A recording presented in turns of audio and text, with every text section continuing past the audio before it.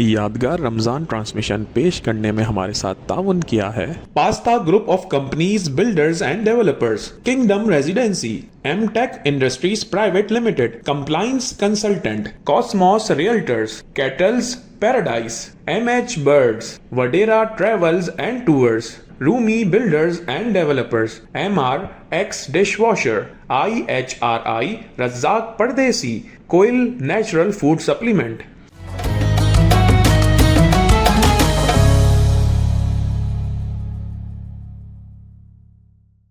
أعوذ بالله من الشيطان الرجيم. بسم الله الرحمن الرحيم.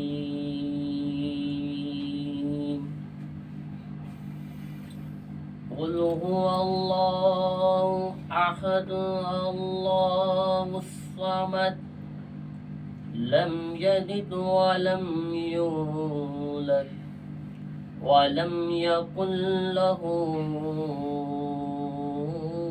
كفوا أحد.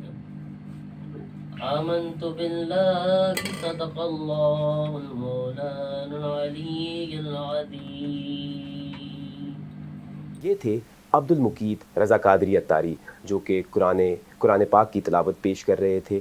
میں آپ کا میزبان ولید عبدالرؤف فلارہ آج کی اس ایک اور نشست میں یادگار رمضان کے پروگرام کے ساتھ آپ کی خدمت میں حاضر ہوں. پروگرام کا باقاعدہ آغاز ہم اسی مقبول سیگمنٹ کے ساتھ کرتے ہیں جو کہ آپ لوگوں کی بے تحاشا پذیرائی جس کو ہمیں آپ کی بے تحاشا پذیرائی موصول ہو رہی ہے، اور وہ ہے آج کی بات.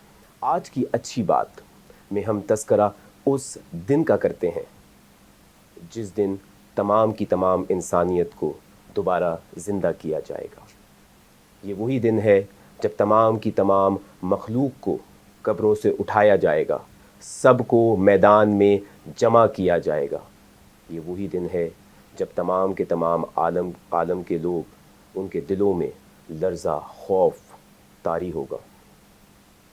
یہ وہی دن ہے جب انسانیت ایک جگہ سے دوسری جگہ نفسا نفسی کے عالم میں بھاگ دوڑ میں لگی ہوگی. لوگ حضرت آدم کے پاس بھاگیں گے، حضرت موسیٰ کے پاس جائیں گے، حضرت ابراہیم کے پاس جائیں گے. ہر پیغمبر ان سے یہ درخواست کریں گے کہ آپ آگے کی طرف جائیں. اور پھر انسانیت پہنچے گی حضرت عیسیٰ علیہ السلام کے پاس، اور حضرت عیسیٰ علیہ السلام انسانیت سے یہ کہیں گے، لوگوں سے یہ کہیں گے کہ آپ جائیں محمد مصطفیٰ صلی اللہ علیہ وآلہ وسلم کے پاس. اور اس دن دنیا حضور صلی اللہ علیہ وآلہ وسلم آخر الزماں holy prophet peace be upon ہم کی عظمت کا نظارہ کرے گی. یہ وہ دن ہے جب ہم جیسے گنہگاروں کو holy prophet peace be upon him حضور صلی اللہ علیہ وسلم کی بخشش ایک آخری سہارا دے گی. یہ وہی دن ہے جب تمام کے تمام عاشقوں کے دل کو سکون اور راحت ملے گی، کیونکہ ہمارے ساتھ حضور صلی اللہ علیہ وسلم کی بخشش موجود ہوگی. یہ وہی دن ہے جب دنیا میں انسان بے تحاشا ادنا کیوں نہ ہو، لیکن اگر اس کے دل میں حضور صلی اللہ علیہ وآلہ وسلم کی محبت موجود ہوگی تو وہ اس کے آخرت کے اس دن خاص بنا دے گی، اس کو کامیاب بنا دے گی. تو آئیں اپنے دل کو حضور کی محبت سے سرشار کریں، کیونکہ ہمیں اس چیز کی تاکید کی گئی ہے کہ اے ایمان والو، حضور صلی اللہ علیہ وآلہ وسلم سے اپنے دل کو حضور کی محبت سے بھرو، اور حضور کے سامنے حضور کے لیے صلوات و سلام اور درود پیش کرو. تو آئیں حضور کے خدمت میں درود پاک پیش کریں، کیونکہ یہ وہی دن ہے. یاد رکھیے ناظرین، یہ وہی دن ہے جب ہمیں پل صراط کو پار کرنا ہوگا. اور ہم جانتے ہیں کہ پل صراط تلوار کی دھار سے زیادہ تیز اور بال سے زیادہ باریک ہے. یہ وہی دن ہے جب انسانیت کے دل میں خوف، ہراس اور غضب طاری ہوگا، جب انسان بہت ہی زیادہ پریشانی کے عالم میں ہوگا. یہ وہی دن ہے جب ماں اپنے بچوں کو پہچاننے سے انکار کر دے گی، اور انسانیت پل صراط کو جب پار کر رہی ہوگی تو نیچے ہوگی جہنم کی آگ، لیکن پل صراط کے اس پار جنت کی راحت ہمارا انتظار کر رہی ہوگی۔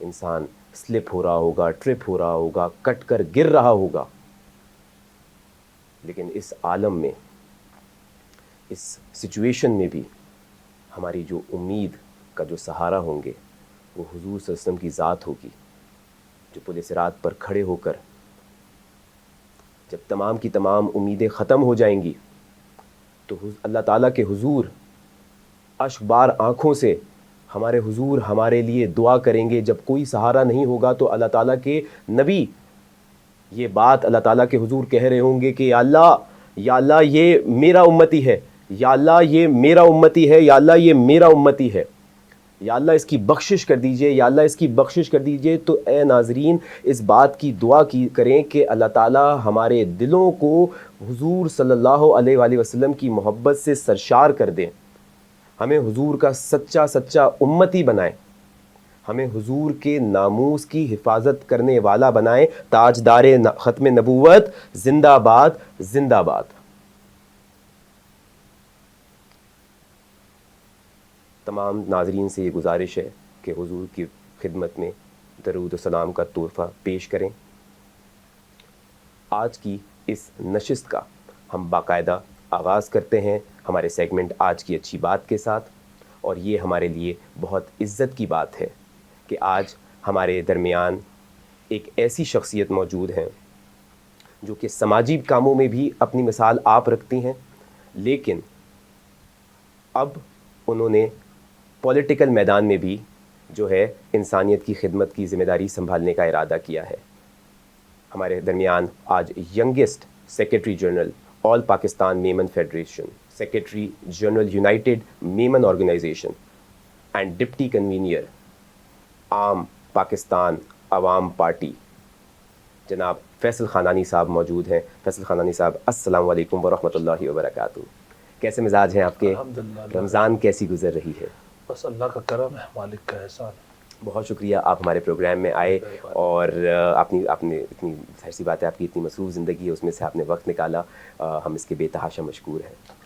فیصل بھائی، جس طریقے سے آپ جانتے ہیں کہ ہماری رمضان کی جو تھیم ہے وہ ہے یادگار رمضان، تو اس رمضان کو کس طریقے سے یادگار بنانے کی کوشش کی جا رہی ہے؟ کیا وہ چیز ہے جو کہ عام رمضان سے یا پچھلے رمضانوں سے مختلف ہے، یا جو عام زندگی کی ہماری پیٹرن ہوتا ہے اس سے اس رمضان کو، کیونکہ ہے تو بابرکت مہینہ، تو کس طریقے سے اس کو یادگار بنایا جا رہا ہے؟ میرے خیال سے تو جو ہے اللہ رب العزت نے جو ہے رمضان کی فضیلت جو ہے وہ قرآن پاک میں اور نبی صلی اللہ علیہ وسلم نے اپنے ارشادات میں جو ہے وہ بیان کی ہے۔ اس سے اچھا اور اس سے بہتر مہینہ تو کوئی ہو نہیں سکتا، جیسے کہ قرآن میں ہے انا انزلناہ فی لیلۃ القدر، کہ اس میں وہ ایک رات ہے جو 1000 مہینوں سے بہتر ہے۔ تو شاید میرے خیال سے اس آیت کے بعد جو ہے اس کی فضیلت کے اوپر جو ہے کسی بھی قسم کی بات یا دلائل دینا جو ہے نا وہ تو کوئی رہ ہی نہیں جاتا پھر اس کے اندر۔ جہاں تک تعلق ہے کہ ہم گنہگار لوگوں کا، تو ہم تو وہی ٹوٹی پھوٹی جو عبادات ہوتی ہیں اللہ رب العزت اس کو قبول فرمائے اسی میں کوشش کرتے ہیں۔ فی زمانہ ہم مادہ پرستی کا دور دوڑا ہوا ہے، ہر آدمی نفسی نفسی میں ہے، اپنی اپنی میں لگا ہوا ہے، اس میں جو ہو سکتا ہے اللہ رب العزت کے بارگاہ کے اندر جو ہے جو ٹوٹی پھوٹی عبادات ہوتی ہیں وہ کر رہے ہیں۔ اللہ پاک تعالیٰ جو ہے ہم سب کی جو ہے یہ ٹوٹی پھوٹی جو ہے عبادات قبول فرمائے۔ آمین آمین آمین۔ ماشاءاللہ، اب بہت بے تحاشا خوبصورت بات کی کہ ہمیں جو ہے نا اپنے حصے کی عبادت کو کرتے رہنا ہے۔ اللہ تعالیٰ بے شک بے تحاشا غفور و رحیم ہے، وہ ہماری عبادتوں کو قبول فرمائے، اس کا بے تحاشا اجر و ثواب نصیب فرمائے۔ فیصل بھائی، آپ کا جو تعلق ہے وہ بے تحاشا سماجی سرگرمیوں سے ہے، اور کیونکہ ہم میمن کمیونٹی سے بلانگ کرتے ہیں، اور میمن کمیونٹی کا یہ خاصہ رہا ہے کہ جو پہلی چیز ہمیں بچپن سے سکھائی جاتی ہے وہ یہ ہے کہ بھائی اپنی ذات سے بالاتر ہو کے لوگوں کے لیے آپ کو جینا ہے. جی جی. تو یہ سماجی کاموں کی طرف آپ کا رجحان کیسے پڑا؟ کیونکہ ماشاءاللہ youngest secretary general all Pakistan Memon federation یہ بہت سینئر پوزیشن ہے, اور آپ نے اتنا اونچا جو مقام ہے وہ بہت چھوٹی عمر میں حاصل کیا. تو وہ جو پوری کی پوری آپ کی جرنی ہے سماجی کاموں کے لیے وہ ضرور بتائیے. بیسکلی میں نے اپنے سماجی کام کا جو آغاز جو ہے وہ بطور والنٹیئر جو ہے جہاں میں دینی تعلیم حاصل کرتا تھا اس مدرسے سے کیا تھا, اور پھر وہاں سے جو ہے میں اپنی جماعت اور جماعت سے پھر میمن فیڈریشن میں ایک ہی وقت میں جو ہے اس زمانے میں 2 کمیٹیوں کا چیئرمین رہا.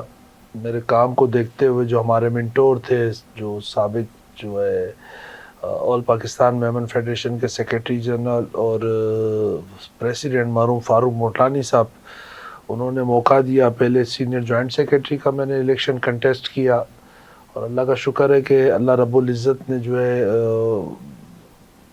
میری کوششیں قبول فرمائی. میں وہ الیکشن جو ہے وہ جیتا بطور سینئر جوائنٹ سیکرٹری. اس وقت بھی میں بطور سینئر جوائنٹ سیکرٹری جو ہے ینگسٹ تھا, اراؤنڈ میرے خیال سے 26 سال یا 27 سال میری عمر تھی. اس کے بعد جو ہے فاروق بھائی کا انتقال ہو گیا, اور ہمارے یہاں نارملی جو ہے ہمارا ایک گروپ ہے فاروق موٹلانی گروپ, ہم اسی گروپ کی جو ہے پالیسیز کے تابع ہوتے ہیں. ٹھیک ہے نا, وہ پالیسیز جو ہے ہمارا جو بھی تھنک ٹینک ہوتا ہے وہ بناتا ہے, اور پھر اس کو جو ہے ایگزیکیوٹ جو ہے وہ فیڈریشن کے عہدیدار کرتے ہیں. میں پچھلے الیکشن میں جو ہے بطور سینئر بطور سیکرٹری جنرل جن کے سیکرٹری جنرل جو ہے الیکٹ ہوا تھا, اور ان اپوزڈ ہم الیکٹ ہوئے تھے. اور مجھے یہ اللہ رب العزت نے موقع عطا فرمایا, ٹھیک ہے نا, کہ میں نے جو ہے پورے پاکستان کی جو ہے 53 جو جماعتیں ہیں, الگ الگ جو جماعتیں ہیں, ان کا جو فیڈریشن ہے اس کا میں سیکرٹری جنرل اپنا جو ہے رہا ہوں 2 سال. مجھ سے جو ممکن تھا وہ میں نے جو ہے کوشش کی, کام کیا. مگر اب جو صورتحال ہے سوشل کاموں کی, سوشل کام ویسے جو ہے ایک مشکل سبجیکٹ ہے, کیونکہ ایک جو پاکستان یہ کراچی کی لائف ہے اس کے اندر سوشل کام کرنا اتنا آسان نہیں ہے. اور میں سمجھتا ہوں کہ برادری کے اندر سوشل کاموں کے لیے اب جو ہے جو نیچے سے جو نیا خون آنا چاہیے وہ اتنی رفتار سے آ نہیں رہا. پہلے بھی نہیں آ رہا تھا, مگر اب مزید وہ جو ہے نا اس کے اندر ایک الگ سے جو ہے کیفیت پیدا ہو گئی ہے. کیا لگتا ہے اس کی وجوہات کیا, اگر میں if I may add, کیوں آپ کو لگتا ہے ریپرزنٹیشن نہیں آ رہی؟ مختلف وجوہات ہے. ایک تو یہ جو ہے نا بہت زیادہ جو ہے محنت طلب کام ہے. ٹھیک ہے نا, انسان اپنے لیے جو ہے کوشش کرتا ہے تو وہ کہیں جا کے لائن میں کھڑا بھی ہو جاتا ہے, لوگوں کی اچھی بری بات بھی سن لیتا ہے. اب لازمی ہے آدمی دوسروں کے لیے کوئی کام کرنے کے لیے جائے گا, ڈونیشن اکٹھا کرنے جائے گا, کہیں اچھی بات بھی سننے کو ملتی ہے, کہیں جو ہے تھوڑی مشکل بات بھی سننے کو ملتی ہے. تو کسی اور کے لیے جو ہے سننا جو ہے اتنا آسان نہیں ہے, اور سن کر پھر جو ہے اس کو جو ہے ہضم کرنا, برداشت کرنا, ٹھیک ہے نا, یہ ایک مشکل سبجیکٹ ہے. اور اس تمام چیزوں کے اندر, اور دوسرا یہ کہ اس پہ گلیمر نہیں ہے. اب جو ہے اپنا جو ہماری ینگ جنریشن ہے وہ سوشل میڈیا آنے کے بعد تو بہت زیادہ گلیمرس ہو گئی ہے. تو جب گلیمر نہیں ہے تو نارملی جو ہے نا, میں ساتھیوں کو جو ہے پچھلے 5 سال سے 6 سال سے کہہ رہا ہوں کہ یہ 10,000 روپے کا جو موبائل ہے نا آپ کے ہاتھ میں, یہ ایٹم بم ہے. آپ نے جو ہے نا جو بات کرنی ہے, جیسے بات کرنی ہے آپ کریں اور ڈال دیں. ٹھیک ہے نا, اچھی ہے تو بھی اور بری ہے تو بھی, ٹھیک ہے نا, وہ مارکیٹ میں چلی جائے گی. ٹھیک ہے نا, اور بری بات بھی بکتی ہے, اچھی بات بھی بکتی ہے. ٹھیک ہے نا, سمجھے. تو وہ گلیمر جو ہے جس طریقے سے سوشل میڈیا نے اپنا جو ہے نا اس کو ایک نیا اپنا جو ہے نا رخ دیا ہے, تو اس کے بعد جو ہے جماعتوں میں اتنا آسان نہیں ہے اب کام کرنا یا نیو بلڈ کا آنا. اور ساتھ میں فی زمانہ وہ آپ بات قطع کلامی کی معذرت, ہمارے ایک دوست کہتے ہیں کہ پہلے کہتے تھے نیکی کر دریا میں ڈال, اب کہتے ہیں نیکی کر سوشل میڈیا پہ ڈال. اصل جو ایشو جو ابھی جو سارا جو بنا ہوا ہے نا, پاکستان کے معاشی حالات پہلے بھی کوئی اچھے نہیں تھے مگر دن بہ دن جو ہے وہ خراب ہوتے رہے، مہنگائی اور اس وجہ سے تو سوشل لائف جو ہے نا وہ بڑی مشکل ہو گئی ہے. ایک جو ہے سوشل ورکر کے لیے بھی مشکل ہو گئی ہے اور ایک عام آدمی کے لیے تو مشکل ہے ہی. تو میں سمجھتا ہوں کہ جو ہے اس کو ایک نیا جو ہے سوچ، ایک نئی سمجھ دے کر جو ہے نا سوشل لائف کو جو ہے نا یا جماعتوں کی اندر لوگوں نے جو کام کرنا ہے، جن کو ہم کو آگے لانا ہے، ان کے لیے کچھ نہ کچھ جو ہے ایسی اپنا جو ہے نا اس میں چیزیں ہمیں لانی پڑیں گی کہ وہ اٹریکٹ کرے نوجوان نسل کو اور وہ سوشل فیلڈ کی طرف جو ہے نا راغب ہو. مطلب سوشل فیلڈ کو بھی، یہ بہت اچھی سجیشن ہے. مطلب مجھے یہ بات بہت زیادہ متاثر کن لگی کہ ہمیں سوشل ورک کو بھی ریولیوشنائز کرنا ہے. کیونکہ ایک تو ہوتا ہے، ایک کامن مائنڈ سیٹ یہ کہ سوشل ورک کے تھرو سوسائٹی ریولیوشنائز ہوگی، لیکن جو سوشل ورک میں لوگ آ رہے ہیں کیونکہ وہ والنٹیئرس کے طور پہ آتے ہیں، تو یہ بے تحاشا آپ کی ایک ویژنری بات ہے کہ کیوں آئیں گے، کیونکہ یہ بڑے بے لوس کام ہے. ایک پرانے لوگوں میں جذبہ ہوتا تھا اور پرانے لوگوں میں شاید وہ نفسا نفسی کا عالم بھی نہیں تھا اور شاید اکنامیکل حالات بہتر تھے، تو وقت نکالنا ان کاموں کے لیے آسان تھا. لیکن اب جتنی فاسٹ پیس دنیا ہو گئی ہے، تو اگر وقت نکالنا ہے اور لوگوں کو اس چیز کی طرف راغب کرنا ہے کہ نہیں آپ کمیونٹی سروس پہ آؤ، تو کمیونٹی کو بھی نا اس طریقے کی رسپانسبلٹی اور اس طریقے کے پروجیکٹ شاید اسٹارٹ کرنے ہوں گے کہ والنٹیئرز اگر وہ وقت دے رہے ہیں تو شاید پھر وہ کسی طریقے سے ایک ذریعہ معاش کی طرف بھی. میں یہی کہہ رہا ہوں نا. اب آپ ایک مجھے چیز بتائیں، ایک نارمل جو ہے تنخواہ دار ملازم ہے جس کی 35-40 ہزار روپے تنخواہ ہے، اگر وہ والنٹیئرلی کوئی ورک کرنا چاہے گا اپنی برادری کے اندر، اپنی جماعت کے اندر، اب وہ جو ہے اپنا اور اپنی فیملی کا ٹائم بھی جو ہے جماعت کو دے، وہ جماعت میں نیڈی لوگوں کے لیے ٹائم بھی نکالے، اپنا پیٹرول بھی خرچہ کرے، اپنا ٹائم بھی لگائے، بچوں کا گھر کا ٹائم بھی وہاں صرف کرے، ٹھیک ہے نا. اور وہ 40 ہزار روپے کما رہا ہو، ٹھیک ہے نا، سمجھے، اور جو ہے اس کو اگر کھانے کی ضرورت ہے تو وہ باہر کھانا بھی کھا لے، اپنا پیٹرول بھی جلائے. تو اس طرح کا جو ہے فرشتہ صفت جو ہے والنٹیئر یا سوشل ورکر جو ہے، مجھے تو نہیں لگتا کہ اب جو ہے کوئی ہمیں پورے پاکستان میں ڈھونڈنے سے ملے. ٹھیک ہے نا، ہمیں جو ہے لازمی طور پہ جیسے ساری دنیا کے اندر یہ والنٹیئر ورکس ہوتا ہے، ٹھیک ہے نا، وہ پیڈ سائٹ پہ گیا ہے کہ ایک اپنا جو ہے اس کی اسٹائپنڈ ہوتی ہے، ٹھیک ہے، TADA سسٹم ہوتا ہے، ہم کو تمام چیزوں کو وہاں لے کے جانا پڑے گا. ہم یہ سمجھے کہ آنے والا جو ہے ہمیں فری میں کام کر دے گا، تو فری میں جیسا کام ہوتا ہے پھر وہی کام ہوگا، پر وہ کوالٹی ورک نہیں ہوگا. آپ کو اس کو آپ کا جو ہے فروٹفل ریزلٹ نہیں ملیں گے. اگر آپ کو فروٹفل ریزلٹ لینے ہیں، ٹھیک ہے نا، تو لازمی طور پہ اس کے لیے آپ کو سب سے پہلے جو ہے بیٹھ کے تھیسس بنانے پڑیں گے، اس پہ بیٹھ کے پلاننگ کرنی پڑے گی کہ آپ کا جو ہے شارٹ ٹرم اپنا جو ہے نا گولز کیا ہوں گے، میڈیم ٹرم گول کیا ہوں گے، اپنا لانگ ٹرم گول کیا ہوں گے. اگر آپ جو ہے نا جیسے نارملی جیسے جماعتیں چلتی ہیں، پہلے جو ایک جماعت جو ہے وہ جو ہے اپنا جو ہے نا 2 کروڑ روپے جو ہے زکوٰۃ جمع کرتی تھی، وہ بانٹ لیتی تھی، ٹھیک ہے نا. اب وہ جماعت اگر اپنا جو ہے نا 4 کروڑ فنڈ جمع کر لیتی ہے تو پہلے لینے والے 100 تھے تو آج 200 ہے، ٹھیک ہے نا، مگر اس کا کوئی اس کا رزلٹ نہیں آ رہا، ٹھیک ہے نا. ٹیمپریری بنیادوں پر ہم کسی کو مدد کر دیتے ہیں، ٹیمپریری اس کا مسئلہ حل ہو جاتا ہے، مگر وہ پھر جو ہے لائن میں ہی کھڑا ہوتا ہے، کسی اور کام کے لیے کھڑا ہوا ہوتا ہے، ٹھیک ہے نا. جب تک کہ اس کے لیے پوری طریقے سے پلان نہیں بنے گا کہ ہمارے دیکھیں لیڈر کون ہوتا ہے، ٹھیک ہے نا. لیڈر وہ ہوتا ہے جو آج پہ ڈسکس نہ کرے، ٹھیک ہے نا، سمجھے. لیڈر وہ ہوتا ہے جس کو پتا ہو کہ آج سے 20 سال کے بعد جو ہے پرابلم کیا ہوگی، ٹھیک ہے نا، اور اس پرابلم کے لیے آج سے جو ہے نا وہ تیاری کرے، ٹھیک ہے نا. نارملی آپ دیکھ لیں کہ ہم ڈسکس کیا کرتے ہیں، آج کا پرابلم ڈسکس کرتے ہیں، ٹھیک ہے نا. آج کا ہمارا جو معاشرہ ہے نا، اس نے جس چیز نے پنجے گاڑ لیے اس نے گاڑ لیے، اب اس نے جو ہے وہ پنجے نکالنے نہیں ہے. اب آپ جو ہے اس پہ اپنی انرجی بھی ویسٹ کر رہے ہیں، اس پہ اپنا ٹائم بھی ویسٹ کر رہے ہیں، اس پہ آپ اپنا پیسہ بھی ویسٹ کر رہے ہیں کہ یہ کسی طریقے سے ختم ہو جائے. یہ نہیں ہو سکتی ختم، ٹھیک ہے نا، سمجھے. آپ کہیں بھی بیٹھ کر جو ہے ڈیبیٹ کروا لیں، ٹھیک ہے نا. میں 100 ایسے ایشوز جو آپ کو بتا سکتا ہوں، ٹھیک ہے نا، جس نے پچھلے 20 سال میں جو ہے ہماری اپنا جو ہے نا لائف کو جو ہے ڈسٹرب کیا اور آج موجود ہے. اس کے لیے گورنمنٹ نے بھی کام کیا، سوشل اداروں نے بھی کام کیا، وہ اپنی جگہ پہ موجود ہے. ایک گٹکا لے لیں نا آپ، ٹھیک ہے نا، آپ ایک گٹکا لے لیں، ٹھیک ہے نا، 1000 کوششیں ہو گئی، ٹھیک ہے نا، دینی طور پہ بھی اس پہ جو ہے کوشش کی گئی، معاشرتی طور پہ بھی کوشش کی گئی، اور اب قانونی طور پہ بھی کوشش کی گئی، کہاں ہے؟ وہیں کھڑا ہوا ہے، ٹھیک ہے نا۔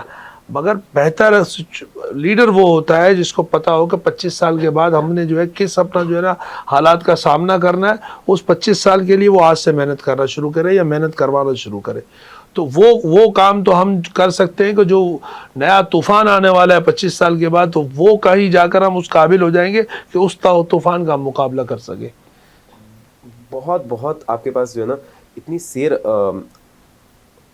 ایک گفتگو جو ہوتی ہے اس میں آپ چاہتے ہیں کہ بہت سارے ملٹیپل پوائنٹس ہوں، اور آپ کی گفتگو میں ماشاء اللہ اتنے سارے تھنکنگ پوائنٹس تھے کہ بس میں چاہ رہا تھا کہ آپ بولتے رہے، اس میں آپ کے پاس ایک فلو میں اتنی سحر انگیز گفتگو تھی۔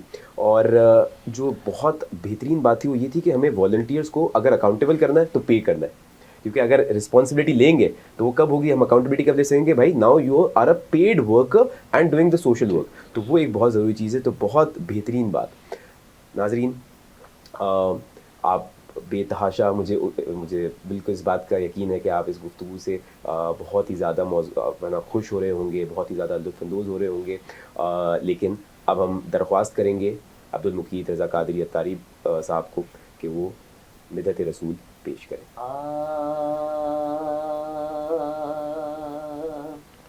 ان کی مہکنے دل کے غنچے کھلا دیے گئے، ان کی مہکنے دل کے غنچے کھلا دیے گئے، جس راہ چل گئے ہیں کوچے بسا دیے ہیں، ان کی مہکنے دل کے، ان کی مہکنے دل کے گلچے کھلا دیے ہیں، ان کی مہکنے دل کے گلچے کھلا دیے ہیں، جس راہ چل گئے ہیں کوچے بسا دیے ہیں۔ اور ایک دل ہمارا کیا ہے آزاد اس کا کتنا، ایک دل ہمارا کیا ہے آزاد اس کا کتنا، تم نے تو چلتے پھرتے مردے جلا دیے ہیں، ان کی مہکنے دل کے،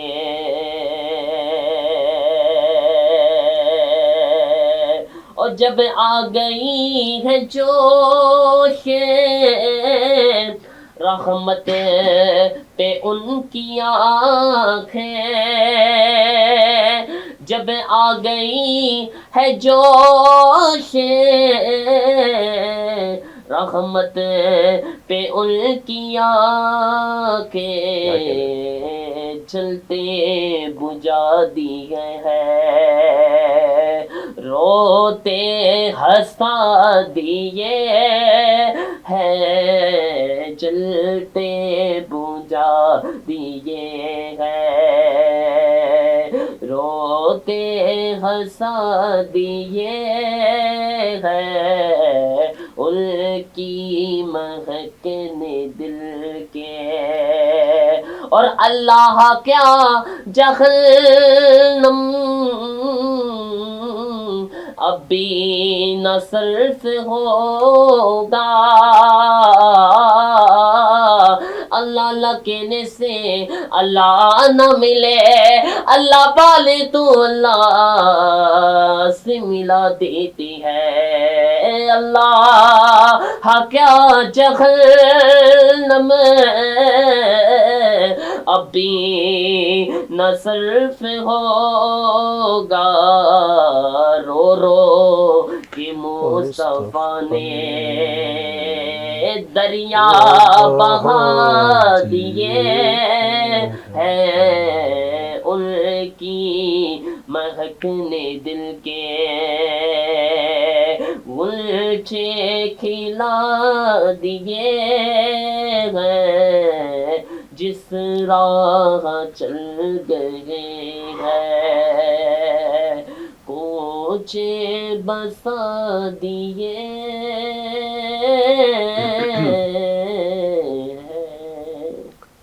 सुभान अल्लाह मुकीद भाई, क्या कहने हैं, माशाल्लाह सुभान अल्लाह।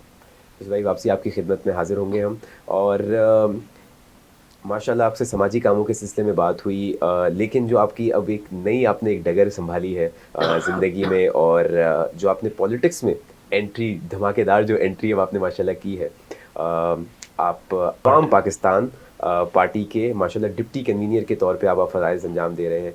तो सियासत की तरफ किस तरीके से राग़िब हुए, ये ज़रूर बताइए, और क्या विज़न के तहत आप जो है सियासत में आए हैं, क्योंकि ये चीज़ कि हम भी बहुत कायल हैं कि ड्राइंग रूम पॉलिटिक्स करना, क्रिटिसाइज़ करना बहुत आसान है, लेकिन असल जो है मैदान में आके एक तब्दीली क्रिएट करना, एक असर क्रिएट करना, वो सबसे मुश्किल काम है। तो आपको क्या चीज़ है जिसने सियासत की तरफ मुतवज्जे किया, सियासत की तरफ मोटिवेट किया? नॉर्मली वलीद अगर देखा जाए ना तो ये बेसिक मेरा जो है इंटरेस्ट अगर कह लें, या मेरी फील्ड कह लें, या मुझे मज़ा आता है ये कह लें, ठीक है ना। मुझे सियासत में जो है ना बहुत अच्छा अपना जो है ना वो एक जोश है, पुरजोश हूँ मैं सियासत के हवाले से। अगर आप नॉर्मली मैं एक बजे तक सो जाता हूँ, ठीक है ना। मगर अगर आप सियासत पे कोई बात कर ले, ठीक है ना, अगर 1 बजे के बाद मेरी जो है हालत गैर हो जाती है, मुझे नींद आने लगती है, मैं सो जाता हूँ। मगर सियासत पे आप बात करें, ठीक है ना, तो अब मैं आपको जो है सुबह तक बात कर सकता हूँ, ठीक है ना, समझे। तो सियासत मेरा सब्जेक्ट है, मुझे मज़ा आता है उसके अंदर। तो पहले तो ये मेरा वो था।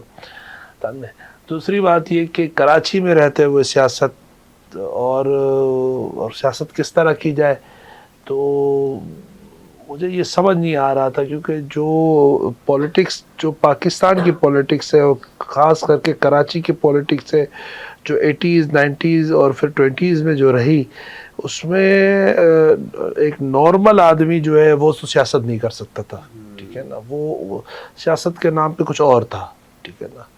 बेसिकली अगर देखा जाए तो हम मेमन बिरादरी जो है वो बहुत ज़्यादा सियासत से जो है कोई रग़बत नहीं रखते। हम सीधे साधे हमारा जो है फ्लेवर है, समझे। मगर मेरे ख़्याल से उसकी तारीख़ जो है ना, मेमन की तारीख़, उसको सही तरीके से या तो किसी ने उजागर नहीं किया, या फिर जो है उस पर कोई काम ही नहीं हो सका, ठीक है ना। या काम हुआ भी तो उसको जो है सामने नहीं लाया गया। मेमन बिरादरी जो है ना वो 2 हिस्सों में डिवाइड है।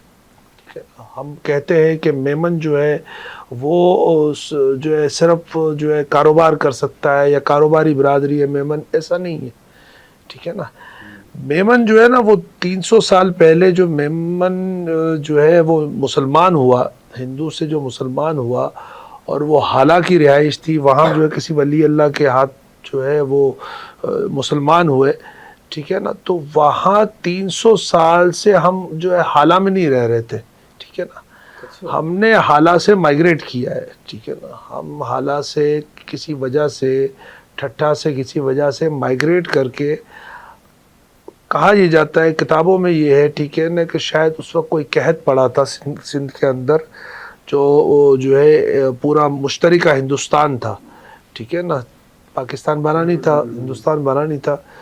तो कहत साली की वजह से वहाँ से मेमन बिरादरी ने माइग्रेट किया। अब वो 2 हिस्सों में है, एक वो मेमन बिरादरी थी जिसने माइग्रेट किया, एक वो मेमन बिरादरी जिसने माइग्रेट नहीं किया। अब जिस मेमन बिरादरी ने वहाँ से माइग्रेट किया, ठीक है ना, वो मेमन बिरादरी 4 या 5 हिस्सों में उन्होंने माइग्रेट किया है। एक इसका हिस्सा जो है वो वहाँ से चला अपना सिंध के उस खित्ते से चला और वो गुजरात की तरफ चला, ठीक है ना। अब वो गुजरात से जब कच्छ में पहुँचे, भुज पे पहुँचे, तो इनको ये इत्तला मिली कि सिर्फ अपना जो है ना ये सिंध के अंदर अपना जो है ना कहसाली नहीं है, आप जिस तरफ गुजरात की तरफ जा रहे हैं कहसाली उस तरफ भी है, तो आप वहाँ जाके क्या करेंगे, ठीक है ना। तो वहाँ कुछ लोग जो है ना वो कच्छ में ही ठहर गए, जिनको आज हम कच्छी मेमन बोलते हैं, ठीक है ना। एक वो मेमन जो हाला से चला ही नहीं, उसको आज हम सिंधी मेमन बोलते हैं, सही सही, ठीक है ना। वो भी मेमन है, वो भी मेरा भाई है, ठीक है ना कहीं मैं पीछे जाऊंगा तो वो मिल जाएगा मुझे, ठीक है। हाँ शिजरा मिल जाएगा।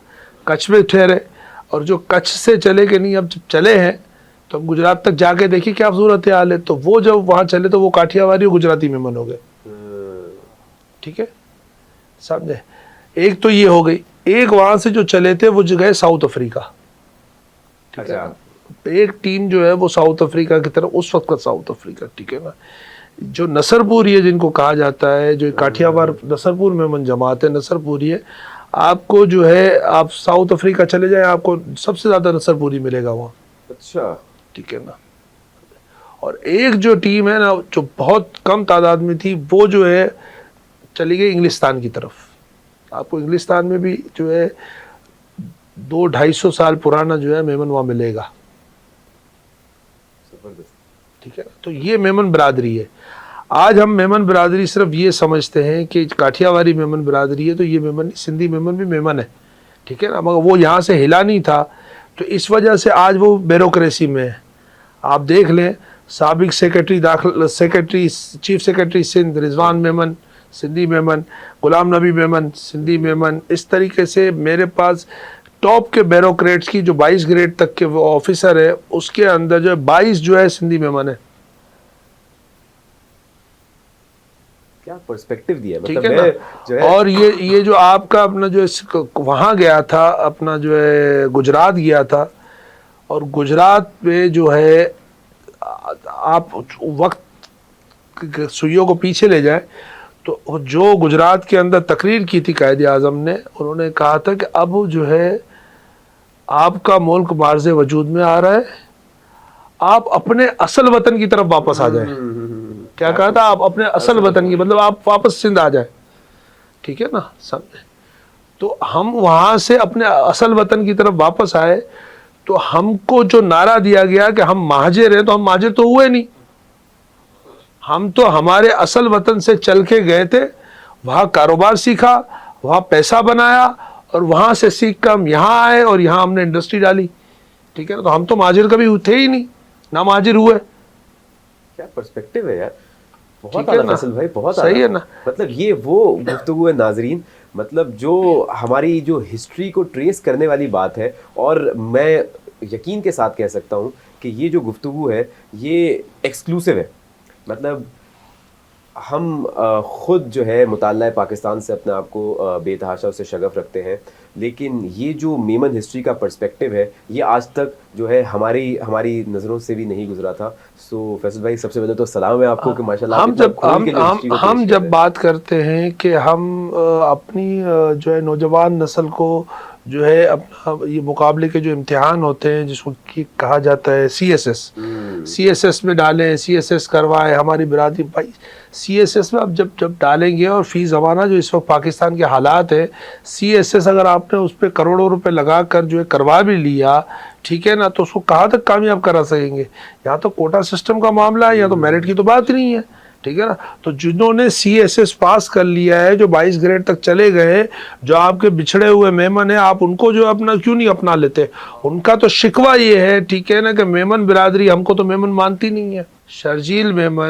शर्जील इनाम मेमन जो इस वक्त सीनियर जो है मिनिस्टर है, उसने मेमन फेडरेशन के प्रोग्राम में एक अपना जो है ना ऑन रिकॉर्ड ये बात की थी, ठीक है ना, कि मैं मेमन हूँ, ठीक है ना, मगर मेमन बरादरी जो है मुझे मेमन तो मानती नहीं, मैं सिंधी मेमन। तो जो आपका मेमन यहाँ मौजूद है, जो आपका भाई है, ठीक है ना, आप उनसे हेल्प ले अपने कामों के लिए, उनके साथ बैठकर जो है गुफ्तगू शनीद करें, उनको अपने साथ मिलाएं, ٹھیک ہے نا, سمجھے.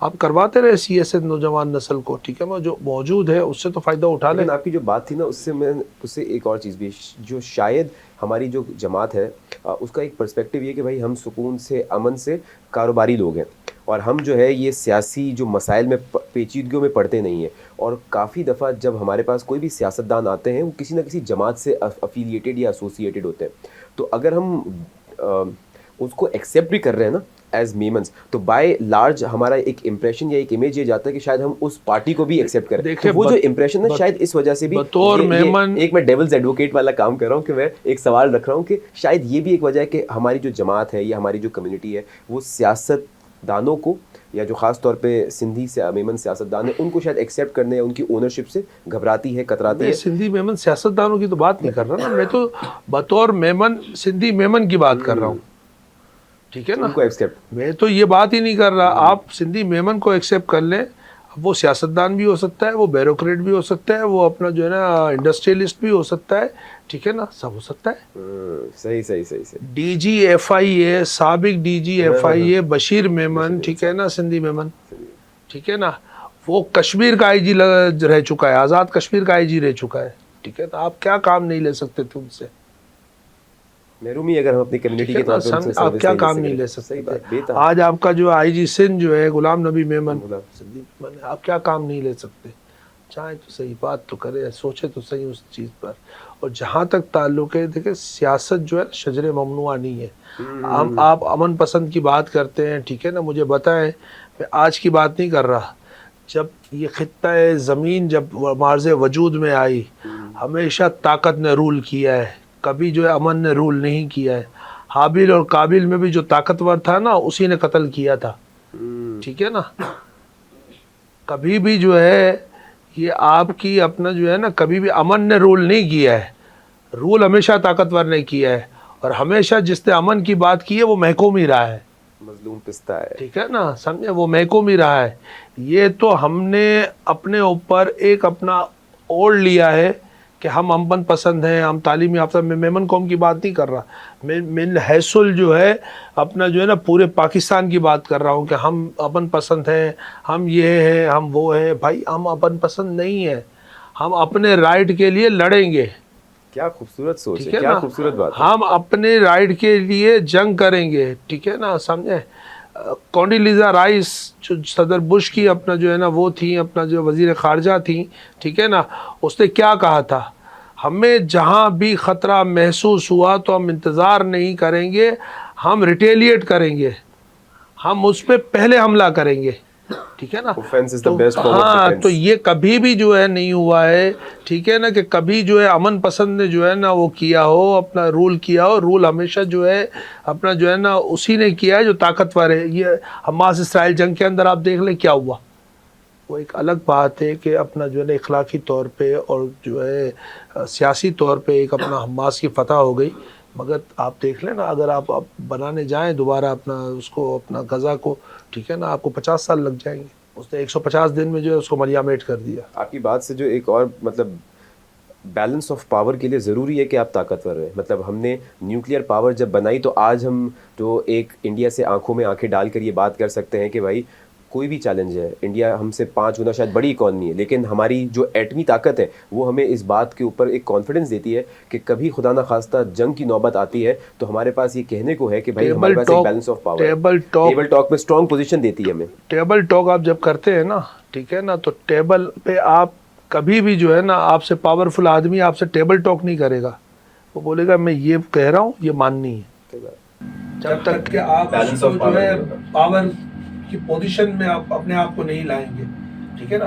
اب تو دنیا جو ہے پاکستان کے بارے میں ڈسکس ہی کہاں کرتی ہے نا. ایک تو وقت ہوتا تھا نا, اگر اپنا صدر جو ہے امریکہ کا اس کو جانا ہے انڈیا, تو وہ اگر وہاں 8 دن کے لیے جا رہا ہے تو بولتا ہے یار پاکستان میں 2 دن ہم نے ٹھہرنا پڑے گا اس کو بیلنس کرنے کے لیے.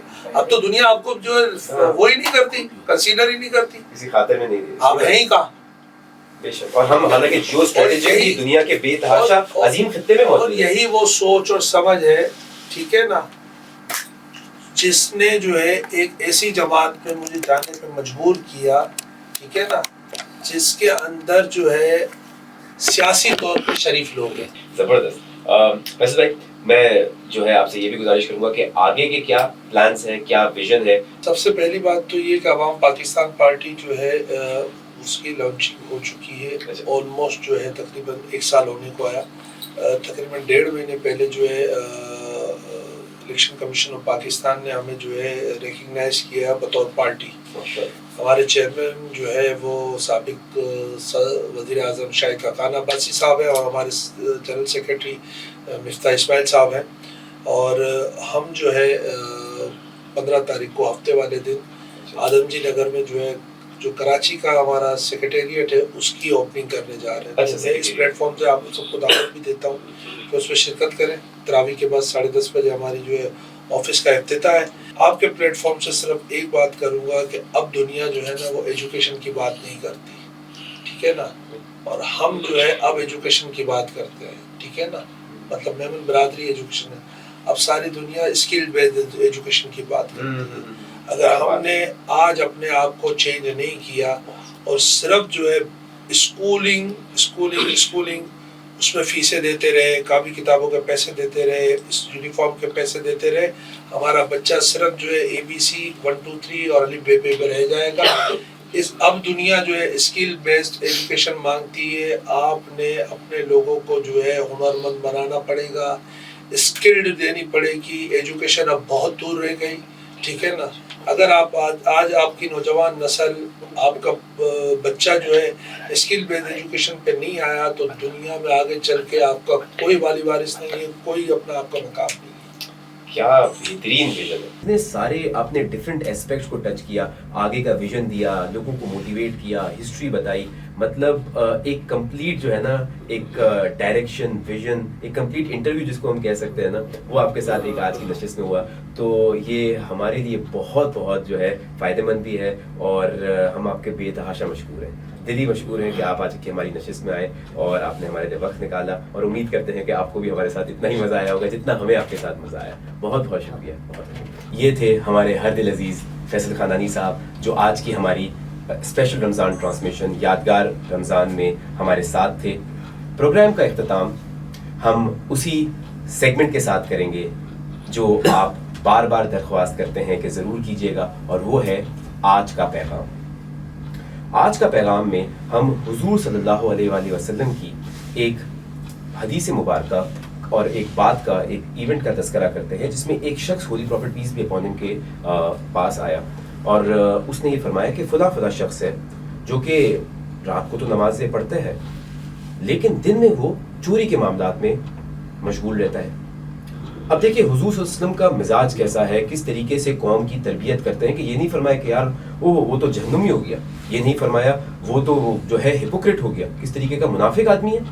نہیں, حضور صلی اللہ علیہ وسلم نے کیا فرمایا کہ ان قریب اس کی جو نمازیں ہیں وہ اس کو اس چوری کے غلط فعل سے, اس غلط کام سے یقیناً روک دیں گی. اور پھر ایسا ہی ہوا, اور دنیا نے پھر دیکھا کہ وہ شخص جو ہے وہ ایک ایماندار شخص کے طور پہ پہچانا گیا, جانا گیا.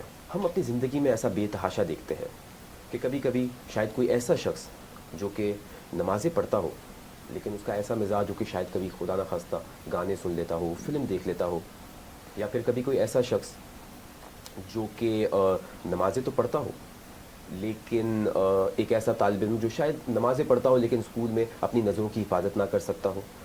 کوئی ایسی ہماری بہن, کوئی ایسی ہماری بہن جو کہ یوں عمومی طور پہ نمازیں بھی پڑھتی ہو, حجاب بھی کرتی ہو, لیکن کبھی کبھی شادی بیاہ کے موقع پہ ایک تھوڑا سا اپنے آپ کو اس بارے میں کنونس نہ کر سکے کہ آج حجاب کرنا ہے. تو ہماری سوسائٹی اتنی اسٹیریوٹیپیکل ہو جاتی ہے, اتنی ججمنٹل ہو جاتی ہے کہ فوراً سے فتویٰ دینا سٹارٹ کر دیتی ہے. کیا فائدہ ایسی نمازوں کا, ہاں ویسے تو اتنا آپ کے پاس اسلامی بن رہے ہوتے ہیں, اب دیکھو کیا عمل کر رہے ہیں. تو ایسے معاملے پہ ہمیں ضرورت اس چیز کی ہے کہ ہم سنت نبوی کو اور حضور صلی اللہ علیہ وسلم کی ذات کا جو بغیر مطالعہ ہے اس کو اپنی زندگی کا ایک اہم پہلو بنائیں, جس میں ہمیں لوگوں کی ہدایت کے لیے دعا کے لیے کہا گیا, لوگوں کو اس چیز کے لیے سپیس دینے کے لیے کہا گیا کہ ہمیں فیصلے نہیں کرنے, فیصلے دینے والی ذات اللہ تعالیٰ کی ہے, ہمیں لوگوں کی ہدایت کے اوپر کام کرنا ہے. اور جس طریقے سے ارشاد ہے کہ نماز قائم کرو, بے شک وہ تمہیں بے حیائی کے اور برائی کے کاموں سے روکتی ہے. تو نماز کو ضرور تھامے رکھیں, کیونکہ کیا پتہ اللہ تعالیٰ کے حضور جو ہمارا سجدہ ہے یا کسی بھی انسان کا جو سجدہ ہے وہ اس کا دل ہدایت کی طرف پھیرنے کا باعث بن جائے. آج کے اس پیغام کے ساتھ ہم آج کی اس نشست کا اختتام کرتے ہیں. میں آپ کا میزبان ولید عبدالرؤف فلارہ آپ سے اجازت چاہتا ہوں اور عبدالمقیت رضا قادری اتاری سے درخواست کرتا ہوں کہ وہ نعت رسول پاک پیش کی کریں. آسیوں کو در تمہارا مل گیا، آسیوں کو در تمہارا مل گیا، آسیوں کو در تمہارا مل گیا، ارے بے ٹھکانوں کو ٹھکانہ مل گیا، بے ٹھکانوں کو ٹھکانہ مل گیا، اور فضل رب سے پھر کبھی کس بات کی، آقا فضل رب سے پھر کبھی کس بات کی، مل گیا سب کچھ جو طیبہ مل گیا، مل گیا سب کچھ جو طیبہ مل گیا، اور نہ خدائی کے لیے آئے حضور، ارے ڈوب تو نکلو سہارا مل گیا، آسیوں کو در تمہارا مل گیا، اور تیرے در کے ٹکڑے آقا میں گری، آقا تیرے در کے ٹکڑے اور میں گری، مجھ کو روزی کا ٹھکانہ مل گیا، مجھ کو روزی کا ٹھکانہ مل گیا، اور افطار کا لمحہ ہو اور سیری گھڑیا ہو اور دسترخوان بچھا ہوا، فرما دیکھتے ہیں، اور تیرے در کے ٹکڑے اور میں گری، مجھ کو روزی کا ٹھکانہ مل گیا، مجھ کو روزی کا ٹھکانہ مل گیا،